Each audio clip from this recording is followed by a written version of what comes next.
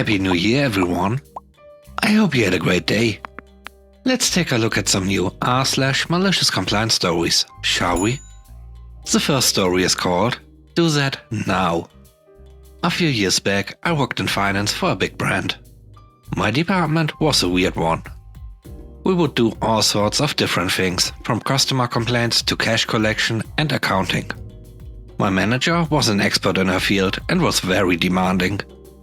I was in charge of the biggest portfolio in the team and was quite busy every day. To top it off, every day you were assigned an inbox. And you were supposed to keep it up to date. That means 24 hours reply time maximum. This is where the micromanagement started. My manager would regularly go through the inboxes and ask people through messages to deal with this or that email first, as it was urgent. I still don't know how she would decide which emails were more important, because it was pretty much always the same queries, but hey. And you had to drop anything and he would her request immediately. One day though, I got 5 different requests from her in the span of 5 minutes. But this was no problem for me. I take the first one and work my way through them chronologically. Suddenly a message comes through. Did you take care of the number 4 request? I reply that I'm not there yet, because I'm still on the 3rd request. It was like 10 minutes after she sent those requests, and while easy, they still needed investigation. She tells me that I need to do the number 4 ASAP, and she shouldn't even have to tell me. Basically, I had to read her mind to know which one she wanted to be handled first. Being no psychic, I decided to do the next best thing. I asked her what she needed me to do first. I would check my inbox for the day, select the most sensitive emails and ask her which one she needed me to handle first. I did that for a week and got told to deal with the inboxes like I normally would do. Lesson learned: the best way to deal with micromanagement is being a micro-employee. How would you handle a manager like this? The next story is called No Pay for Overtime. I worked as an executive pastry chef for a medium-sized hotel here in England. We catered mainly to weddings at weekends. But we also had a successful restaurant that ran alongside it, doing 2 and 3 Rosette quality food, about 60 covers a night.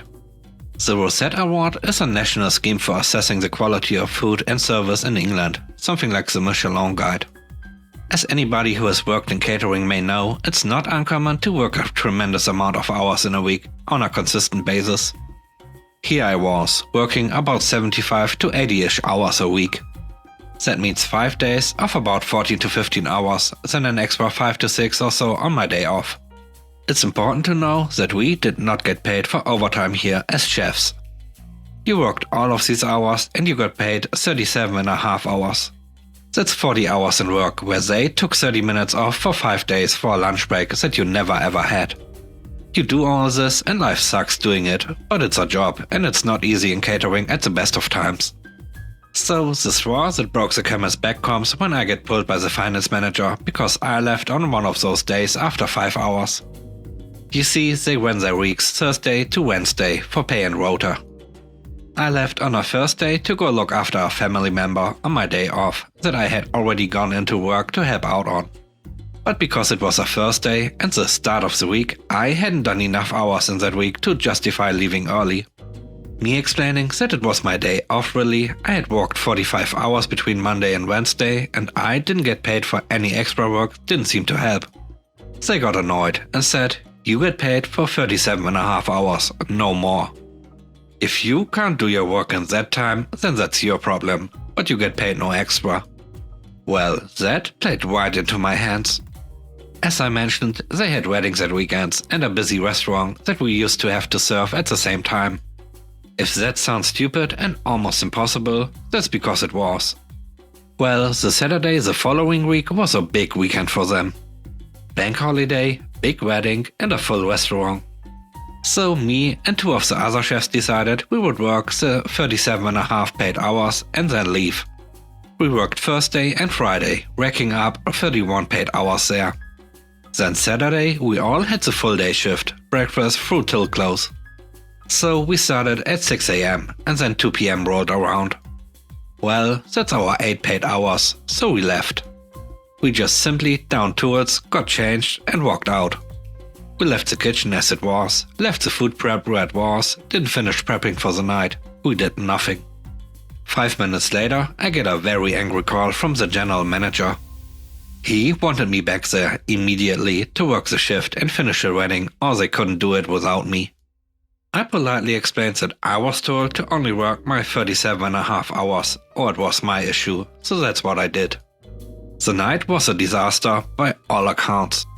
It cost the company thousands in compensation to the wedding party and a lost revenue from the restaurant, never mind the reputational damage. I didn't go back to work until the following Thursday when my weekly hours started again. I got to keep my job.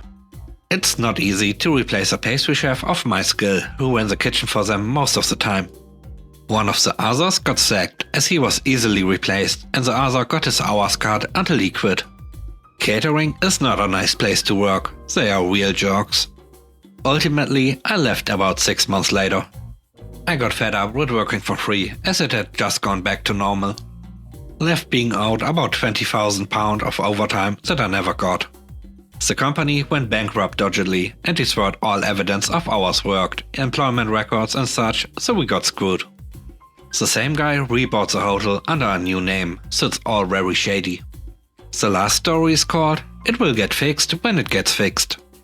I worked as a bank supervisor at a fairly large national bank chain for a little over 2 years.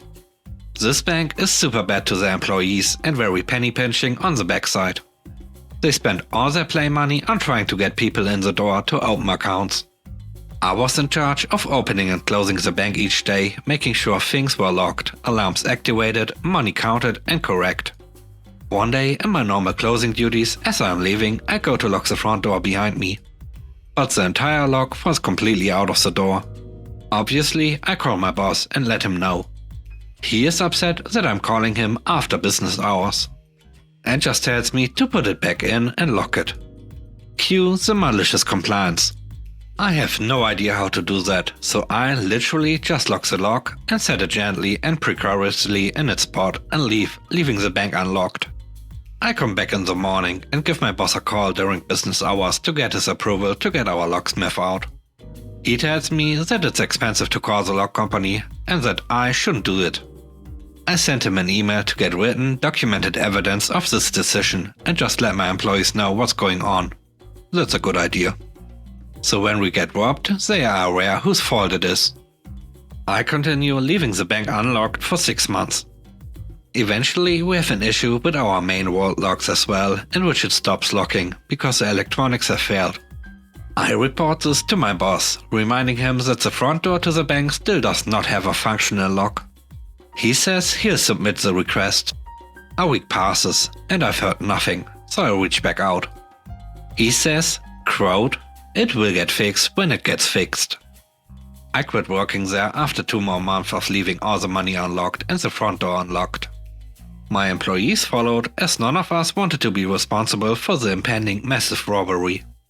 I recently found out from a coworker that I keep in contact with from a sister branch that it was not fixed for another 6 months after I left. But then a security audit came up. My boss was fired, citing massive security concerns. But somehow no one burglarized it during that time. Thanks for watching the video. I hope you enjoyed it. If you did, please consider subscribing to the channel for more content. Let me know what you think about the stories in the comment section below.